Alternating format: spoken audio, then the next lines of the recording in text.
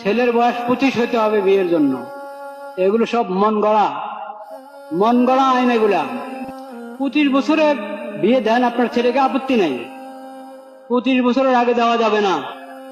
এটা হলো হস্তক্ষেপ শরীয়তের বিধানে। শরীয়ত তো বলে নাই যে 25 হতে হবে না, 24 হতে হবে না, 26 হতে হবে। উন্মুক্ত। বিয়ের প্রাপ্ত বয়স্ক হলো ছেলে,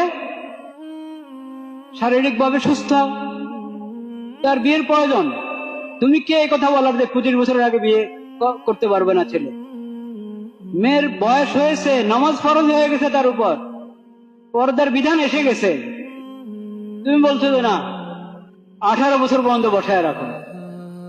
একজনে যাও একটু সাহস করে 16 বছরের কথা বলেছিল, সেটাও মানাতে পারে নাই। কিভাবে মানাবে? শরীয়ত ছেড়ে অন্যদিকে গেলে তো আর কোনো মানদণ্ড থাকে না, যে মানদণ্ডের ভিতরে ভিত্তিতে একজন আরেকজনের কথা গ্রহণ করতে পারে। শরীয়তে তো সে মানদণ্ড, যে শরীয়তের বিধানের সামনে সবাই শিরোধার্য, সবাই তার মাথা নত করবে শরীয়তের বিধানের সামনে।